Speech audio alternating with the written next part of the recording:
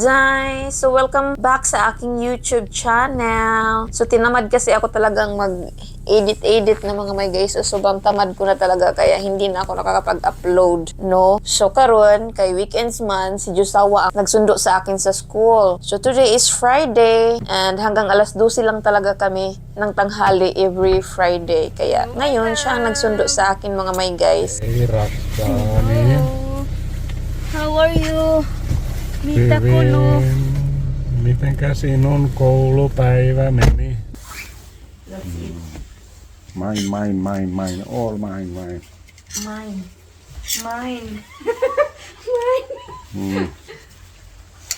Mine. This is yours also.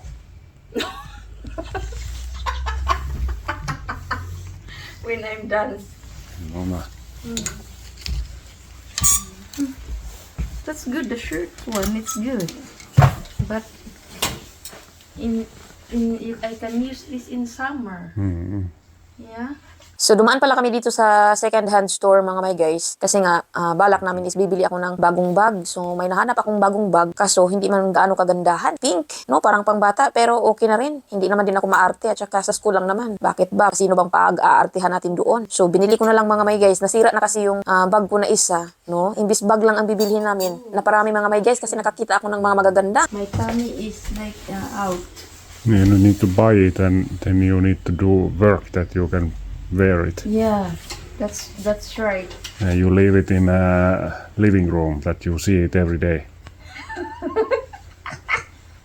Yeah, this is good. But it's open back. Oh my god, I have a lot. And this is good partner. Then you take it. Okay. And then I make exercise na. Is it suitable? Yeah. Right size? I know it. Like even you are thin. Yeah. Okay. It's suitable. Okay. It's like so lang.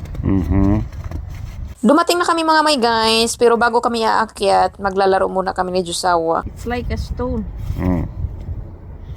now.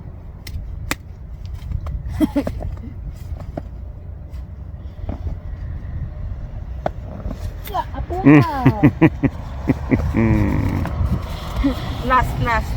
Okay.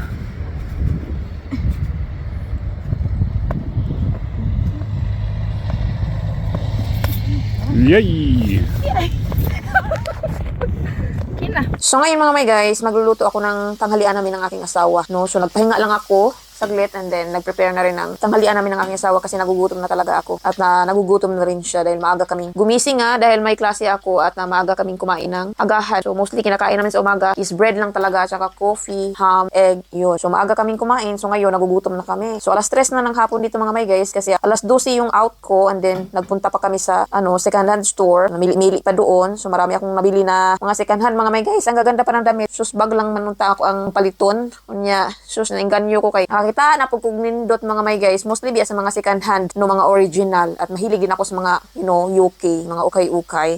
So ngayon, nagluluto ako ng burger steak mga may guys para sa aming tanghalian dahil nagki-cravings na talaga ako ng burger steak sa Jollibee sa Pilipinas. Dahil nagki-cravings tayo, gawa tayo ng paraan. Actually, nanonood ako sa YouTube kung paano siya gagawin. So very easy lang naman ang paggawa ng gravy sauce. Gravy sauce, parang siya, sauce sa burger steak ba? Depende na lang sa'yo kung anong mga i-add mo na masasarap. So bumili lang ako ng ground meat na baka and then ako lang din naga-hulma-hulma ng ng burger steak. So una kong niluto yung sauce kasi nga itong karne pag lumamig na siya tumitigas. So dapat pag bagong haon pala kakainin niyo na pala para juicy siya. So inuna ko yung sauce ng burger steak bago ako nagluto ng patty dahil madali lang naman ang patty at maganda din yung meat na nabili ng asawa ko mga may guys. Kaya madali lang siyang lutuin. Napaka-juicy niya kasi pag unahin ko kasi itong patty, maninigas kasi siya kung mag-aantay pa dahil gumawa ako ng gravy. So, inuna ko na yung gravy.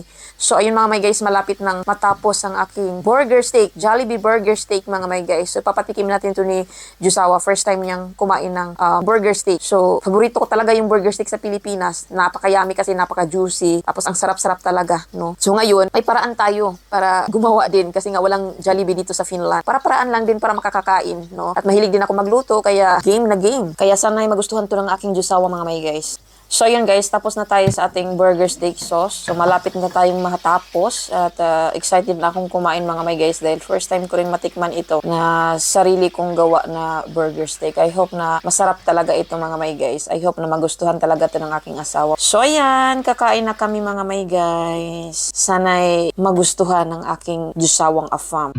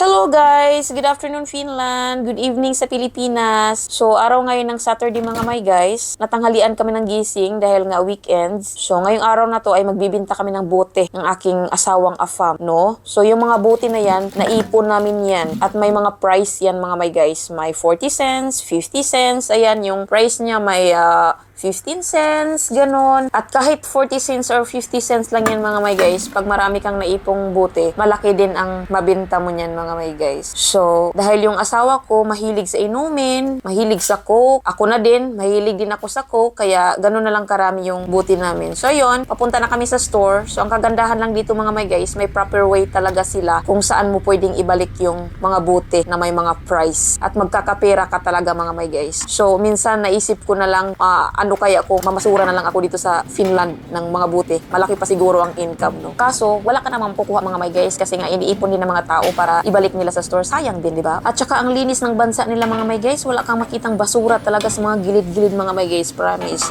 Nakakabilib yung bansa nila. O, di ba? Naka 35 euro kami mga my guys. Di ba? Malaki din, no? So, kung i-convert mo siya sa peso, 2,135. Saan ka pa? Di ba? So, sayang talaga pag tatamad-tamad ka na ibenta or mahiya kang ibenta. Naku, hindi ka talaga magkakapera. So, dahil yung asawa ko hindi maarte, hindi rin ako maarte, nagkakapera kami mga may guys. So, ngayon, bago kami uuwi mga may guys, dadaan muna kami dito sa Co-Market kasi dito deliver ng poste yung order kong tuyo sa online. Sa wakas mga may guys, after 1 year, makakain na talaga ulit ako ng tuyo mga may guys, no? Talagang may paraan pag gugustuhin talaga mga may guys. Buti na lang at member ako ng Filipino community at doon ko nakita yung mga post na mga tuyo, no, na galing Pilipinas pa talaga. So, hello mga guys! Dumating na kami. So, bubuksan na natin itong in-order kong tuyo mga may guys sa online kasi sobrang na-miss ko na talagang kumain ng tuyo. Isang taon din talaga akong hindi nakakain ng tuyo kaya nag-order talaga ako sa online. Kaya now, dumating na siya. Kinuha namin doon sa Co-Market. Actually, sa S-Market, sasali ko siya in-address, pero doon nila sinend sa poste sa Co-Market. Kaya, nagsasakyan pa kami papunta doon. So, ayan. Bubuksan na natin. Unbox na natin kung tuyo ko. Actually, hindi naman gaano karami ang in-order ko kasi nga, mag-order na lang ulit. Pag ano. Sayang din kasi pag hindi naman araw-araw kainin natin ito eh. Kaya matagal itong mauubos. So, unboxing na natin. So, salamat. So, galing to ng Pilipinas. No. Ang bili ko nito, 8 euro isang pack. Tapos, isang pack, ang laman, di ko alam kung ilan. Kasi sa picture, di ko siya mabilang. Pero tignan natin. 8 euro per pack. So, wag na lang natin isipin at i-convert sa piso kasi mahal talaga pag sa peso. Dito kasi 8 euro. So, ito siya.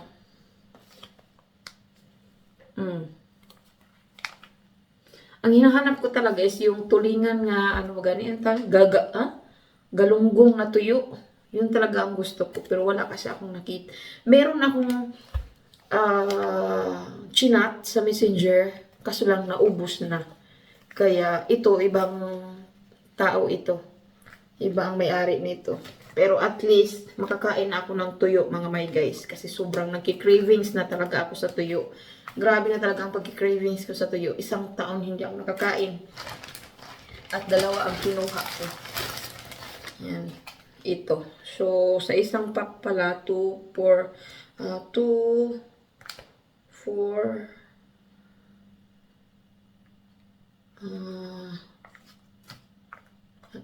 6, 8. 8 pieces sa isang pack. So, per piece is 1 euro. 60 pesos kung sa 61 pesos kung sa peso. 'Di ba? So, wag na lang nating i-convert sa piso kasi sobrang laki talaga. Pero tamang-tama na rin tong 8 euro per pack kasi syempre nagsishipping pa sila mula Pilipinas hanggang Finland. So, malaki din siguro ang gasto nila. Kaya, medyo may kamahalan. 8 euro. Pero ngayon, makakain na talaga ako mga my guys. Makakain na ako ng tuyo! Pero ngayon, hindi ko ito lulutuin kasi nandito yung asawa ko. Ayaw niya ng amoy nito. Kahit anong sabi ko na, subukan mong kumain ng tuyo. Ayaw niya kasi sa amoy pa lang ayaw daw niya. Ay, nako! Pero pag umuwi tayo kami ng Pilipinas, patikman ko talaga siya kahit konti. So, sa Monday ko na to lulutuin kasi nasa trabaho siya. Ako lang mag-isa dito sa bahay. Kaya, ayan, thank you. Natanggap ko na ang iyong para lang tuyo. Nakalimutan ko yung pangalan niya. Ayan. Thank you so much. So, 16 euro ito. Kasi 8 euro, 8 euro, 16 euro. Plus shipping fee. 6 euro. So, bali 22 euro ang nabayaran ko nito. Pero at least, makakain na rin ako ng tuyo. So, sa Monday, magluluto ako ng munggo. And then, with tuyo. Kahit gugustuhin ko man ngayon, hindi ko talaga magawa. Kasi nandyan si Joshua. Intindihin na lang natin kasi hindi kasi nila kinalakihan ng ganito ang amoy. Sa atin, sobrang sarap ang amoy nito. Pero sa kanila, hindi. Pero may mga ibang foreigner na talagang ano na nila yung gustong-gusto na nila ang tuyo, no? Nasanay na siguro sa Pilipinas. Ang asawa ko, kahit first time, hindi pa nakatikim nito. Kaya hindi talaga siya kakain. Kasi sa amoy pa lang daw. Pero pag nasa Pilipinas na siguro siya at nasanay na siyang maka-smell ng ganun, siguro masasanay din siya. Pero sa ngayon, intindihin na lang natin, di ba? Kasi ibang lahi, hindi natin mapiplace, di ba? So, ayan. Kain na tayo ng tuyo.